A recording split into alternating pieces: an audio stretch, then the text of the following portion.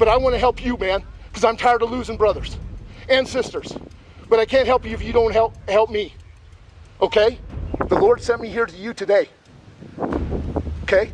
He didn't send one of these other guys. He sent me as a vet to you, to help you. The dramatic video shows an officer trying to dissuade a suicidal veteran who points a gun in the middle of the street in the city of Pueblo. The officer knows that life has put him there for a reason, and that each of his words has a decisive weight in the veteran's reaction.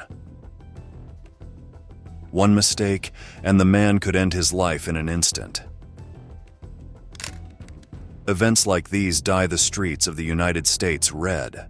From attempts to shoot in the head to jumping off bridges or cars, the dramatic scenes starring veterans became popular due to the indelible negative effects that war has left them.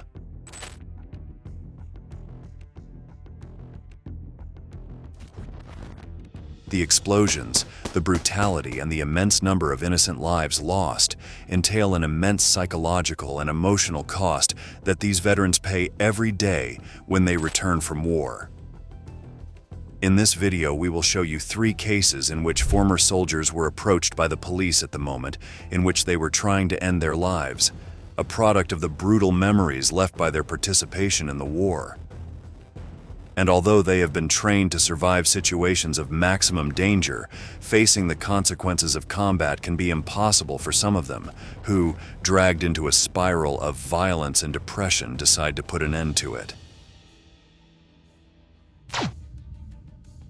The episode happened around 3 in the afternoon on March 5, 2018, when a call came into the radio of Officer Richard Jones's patrol car while he was driving through the streets of Pueblo, a quiet city in the state of Colorado. Agent Jones was informed by radio that a young man was sitting in front of a building with a gun in his hand. The officer immediately sped up and headed to the place. Upon arriving, Jones did not recognize the man, so he parked his vehicle in front of the place, but when he got out of the patrol car and walked a few steps, he encountered the suspect. A white male, approximately 30 years old, wearing a black hoodie and a military-style hat. Hey, put your hands up. Put the weapon down. Don't move. As Jones approached him, the young man turned with his gun, and the officer immediately adopted a defensive position, pointing his own weapon at the suspect. This was the starting point of the longest 11 minutes of his life, according to Jones, who managed to capture every second of the intense situation with his camera. The officer pointed his gun at the man, generating an unexpected reaction from the veteran, who desperately asked him to kill him. When Jones heard these words and saw the man's lost gaze, he understood that this was a really peculiar situation. The agent began to ask him to drop the gun, hoping to get him out of his mental confusion, and at that moment, a detail revealed something else to him. The young man of about 30 years old was wearing a shirt with the initials "Dysfunctional Veteran." Then, Jones realized that he was a former war combatant and understood the seriousness of the matter. Then let me help you, but not this way. Let me help you. Dude, I'm a retired Army guy. Let me help you. Don't make me do this. The officer repeatedly ordered the suspect to drop his weapon, but the suspect stood up and began approaching Jones. Luckily, the officer, who is trained in the subject, knew how to intervene in this type of crisis. Instead of shooting, he chose a different tactic. He began to engage the veteran. To find common ground, he let him know that he too had been in combat. But from the other side, he only received the same response over and over again. Shoot me. I can't do that, man. I can't do that. I was in your shoes a few months ago, brother. In November, I was in your shoes. And I made the call. It took everything in my body. Man, I'm 6'5", 300-pound paratrooper. Took everything in my world to call a VA and to finally get the help. And I got the help. But I want to help you, man, because I'm tired of losing brothers and sisters. But I can't help you if you don't help me, okay? The officer felt his pulse quicken. He was beginning to get nervous. Something from his own experience resonated with that of the suicidal young man. Jones wanted to help him, but at the same time, he couldn't neglect those around him. As the confrontation continued, other officers arrived at the scene and took refuge behind nearby cars. They all held their weapons and pointed at the man, ready to shoot if he decided to open fire.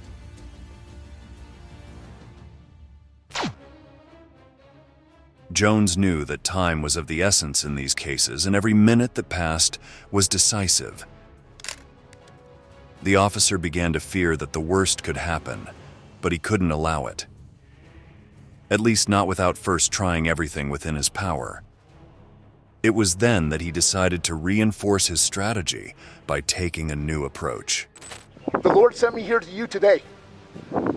Okay? He didn't send one of these other guys. He sent me as a vet to you to help you because I'm there. I've been there. Just drop it. Just drop it. Okay, put your hands on your head for me. As the officers surrounded the veteran, aiming and watching his movements closely, the man, without taking his eyes off Jones, emptied the gun and ejected the magazine while raising his arms in surrender. Immediately, the other officers detained him, and Jones crossed the street where he could be heard through the body camera, relieved but nervous. Unable to contain his emotions, he burst into tears.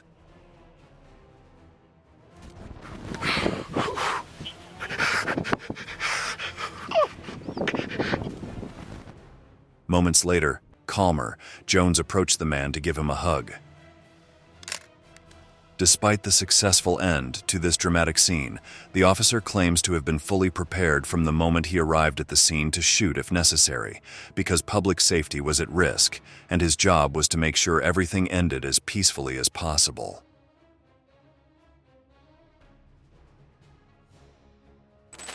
In his statements to the media, he said that it is common to find himself in similar situations with people who suffer psychological crises. Jones, like other officers in Colorado, is concerned that there is nothing they can do outside of what they offer as law enforcement officers, and they say there is not enough access to care for people in a mental health crisis. Because when I think about some of my younger officers, I don't know if we would have had the same outcome. There's days that we're one after the other after the other. I mean, this is normal. This is normal. People just don't understand. It is part of our job. But I can't do a burglary in progress because I'm doing one mental patient or party having a bad day after another. The young veteran was eventually transferred to a mental health center in the Denver area and was not charged with any crime. True to his words, Jones has remained in contact with him, and for his actions he was honored with honorable mentions on numerous occasions. The following case is a clear example of the state that a veteran can reach without the necessary psychological support and guidance. To find out about it, we move to the city of Smyrna, in the state of Tennessee, United States. It was the afternoon of Saturday, May 26, 2019, when Officer Daniel Sperano, a member of the Special Operations Unit of the Police Department, was working in Mableton. At that time, he was alerted by a civilian that a man was acting strangely next to the bridge over the Veterans Memorial and Riverdale Highway. The officer immediately went to the scene and found a dramatic situation that was captured by the camera he wore on his uniform. Well, first off, my name's Officer Sperano. Somebody told me you were sitting over here. I just wanted to come check on you. I just want to go, man. No, sir. This ain't got nothing to do with you, man. I know it don't have nothing to do with me. Standing at the edge of the abyss, the man didn't give him much room to act, but Sperano acted quickly. He decided to advance on him as quickly as he could, grabbing him by the arms to prevent him from jumping. The two men fought for more than 3 minutes while the soldier begged the agent to let him die. Sperano was also a combatant in the American Army, and therefore he understands the implications of having gone through the harsh experience of war. For this reason, he knew that he had to act quickly, since the man was lost and desperate, but deep down, he did not want to die. Ain't gonna let you go today. Today ain't your time. Right, the good Lord sent me here to help you out because somebody cared about you. Sperano relied on dialogue to get the man to calm down and not act impulsively. The situation was critical and the subject seemed determined to jump. Any false move on the part of the agent could result in a tragedy. However, Sperano managed to start a conversation in which the man let him know that he was a Marine in the Army. The agent took advantage of the opportunity that the moment of dialogue gave him, and in just a few seconds grabbed the subject with all his strength, trying to get him away from the edge of the bridge. We ain't jumping. You ain't jumping, I ain't jumping, ain't nobody jumping. I just wrapped him up in a big hug kind of thing and just rolled over with him, and he fell on the ground. I fell on top of him, and I put him in handcuffs just to keep him from doing anything else irrational. The agent's immediate action prevented the subject from even having time to think about what was happening. The officer, who was not willing to give in, managed to subdue him until more reinforcements arrived and the medical staff took control of the situation. We lose too many, and there's so many resources out there that most people don't even know about. Just a friend, that's all you need. You don't have to go see a fancy doctor. I hope I eventually get to speak to him again and see him, and hopefully we can have a rather normal conversation. La policía de Esmirna Smyrna nominó Police a Sperano nominated para los Sperano premios for the Medalla de department's Honor y Medal of Honor and Salvavidas del Life-Saving departamento Awards for por his sus actions. acciones. The officer said Por he su hopes parte, to meet the man el again oficial declaró que and have a espera calm poder reencontrarse con el conversation. hombre y conversar en calma. Cada vez There son are más more los and more casos similares cases a los like que the ones we acabamos de just ver. saw, Y and por because eso, of that, el the Estado ha state ido has become tomando more mayor aware of the conciencia de los problems and problemas needs that y can arise from necesidades que post-traumatic pueden stress, presentarse por as estrés well as the importance of postraumático, treating them in así a timely también como la manner. importancia que tiene tratarlos a tiempo. Los números de The number veteranos of de war guerra que veterans who solicitan request ayuda help increases aumentan every cada year. año. And because of Y that, por in eso, addition to the además de means los that the medios que state el has Estado ha begun to make comenzado a available to poner a cover this need, disposición some para former cubrir esta soldiers, necesidad, motivated by their own algunos experience, ex-soldados, have formed motivados groups por and su support propia networks experiencia, that carry out han conformado projects to grupos y collaborate with the redes de cause. apoyo. Such is the case of David Adams, police chief of Waynesville, North Carolina, who traveled to Israel in the hope of finding new alternatives to this problem and helping not only military veterans, but also the city's police officers who are affected by violent and traumatic situations.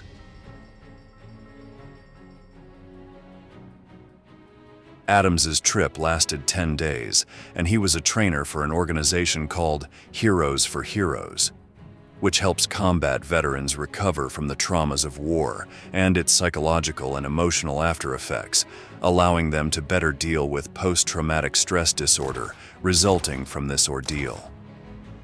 The project presents veterans with the opportunity to meet and take a journey together to find peace and spiritual help.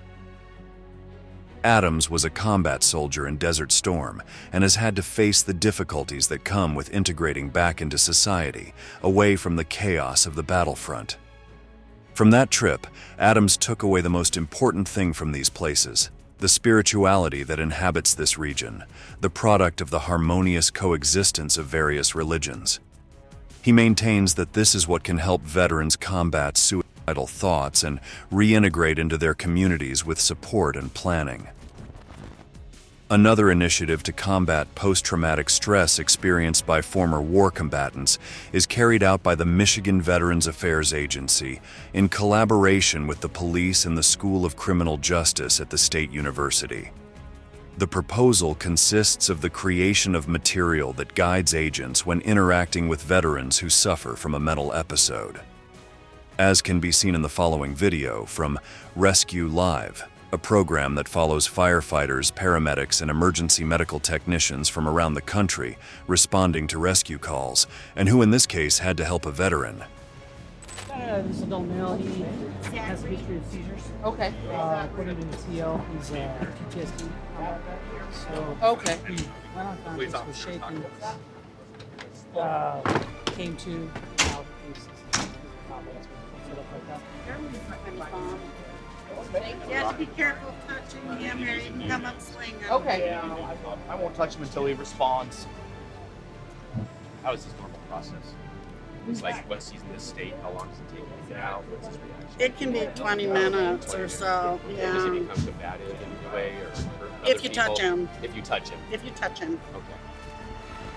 As we can see in the images of the documentary, both the paramedics and the police know the diagnosis and the possible reactions of the affected person, as well as how to proceed with the subject who is in full crisis.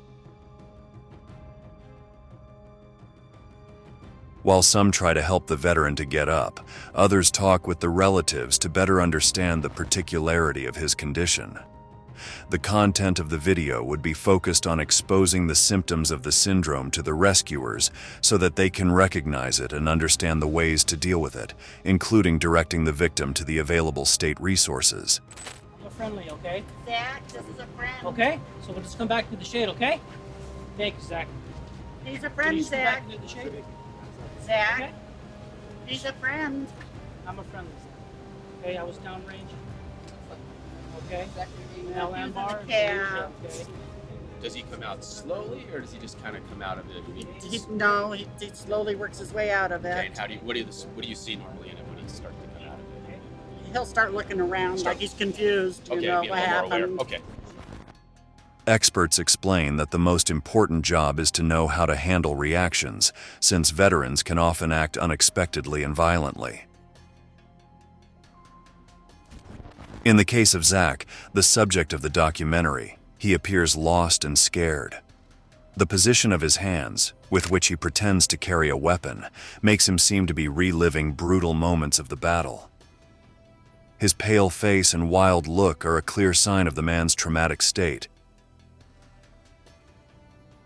He does not respond to the instructions of the paramedics or the officers, and his head seems to be somewhere else. When they offer him help, he refuses, distrustful. However, the officers do not react against him, and on the contrary, they offer him space so that he can feel calmer. I'm a friendly Zach. I'm here to help you. Okay? Okay, the AO is clear. Just move back to the shade so we can give you some help, okay? Okay? Just move back to the shade. Yeah, there's a curve. Step up. Step up. There you go. It's Mom. It's Mom. Stay here with us. Here, stay here in the shade. Come back here in the shade. You come in the shade, we'll let the medics check you out.